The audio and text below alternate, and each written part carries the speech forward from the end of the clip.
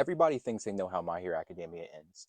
Deku becomes the strongest, surpasses All Might, and the passing of the torch is complete. But what if I told you that's not the full truth? Because when you actually break down their power, their mentality, their weaknesses, and what Plus Ultra really means, the answer gets way deeper than that. There's one matchup My Hero Academia never gave us, and it might completely change how we see both of these characters. Who really stands at the top? Deku is the future, All Might is the foundation. In Season 8, Deku is stronger than All Might ever was, on paper. Deku has island-level feats, he changed global wind pressure, and he can stack quirks from One For All like All Might never could. But this fight, this isn't about who hits the hardest. It's about what One For All truly represents and which one of these heroes can push past their limits farther without breaking. Everybody knows Deku's peak feats are insane. This man literally split an island in half and sent shockwaves around the entire world. But here's the truth. Deku's power only comes in short bursts. Gear Shift drains him, Fajin requires a setup, and every time he goes beyond 100% of his power, he's closer to tearing apart his own body. Meanwhile, Prime All Might can throw 100% smashes like they're jabs. No recoil, no cooldown, no damage to himself, and he can keep that up for the entire fight. So yeah, Deku hits harder, but All Might hits longer. And in a real fight, stamina is everything. Let's talk about Deku's drawbacks real quick. Gear Shift hurts him.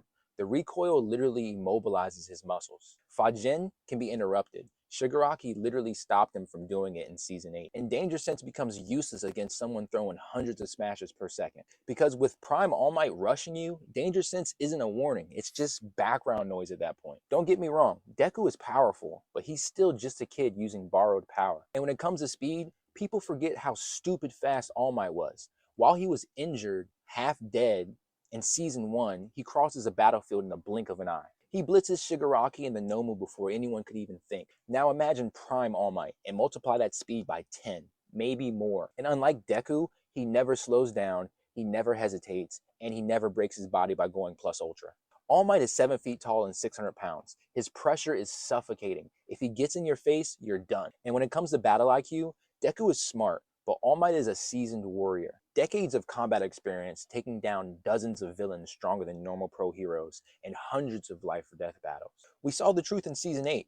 All Might fought All For One quirkless and still outplayed him. He used that Hercules suit with perfect timing, perfect reads, and perfect strategy. Deku has knowledge, but All Might has mastery. They're just built different. When it comes to durability, this is where the gap gets crazy. All Might isn't just strong. He was literally built for All For One. A 7 foot tall, 600-pound monster whose body could handle even 1,000% of power without breaking.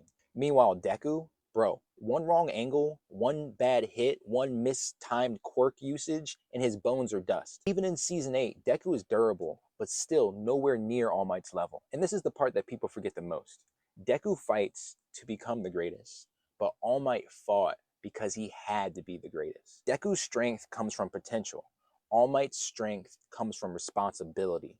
All Might carried that weight alone for decades. And when it comes to raw willpower, All Might is Plus Ultra. He's the definition of it. Deku was the future of hero society. His potential was limitless. One day he would surpass All Might in every way. But Season 8, Deku versus Prime All Might, Deku has higher peaks, but All Might has higher consistency. Sure, Deku has more tools, but All Might has mastery of one purpose. Deku breaks himself, but All Might breaks the enemy. If Deku ever reached his full potential with All For One, he would stand at the top. But as of Season 8 Deku versus Prime All Might still wins. Because the symbol of peace won't fall so easily, and when both of these heroes go Plus Ultra, All Might goes further. But hey, that's just my take. Who do you think wins? The unstoppable force or the unbreakable symbol? Drop your answer in the comments, subscribe for more My Hero Academia breakdowns, and remember, go beyond Plus Ultra.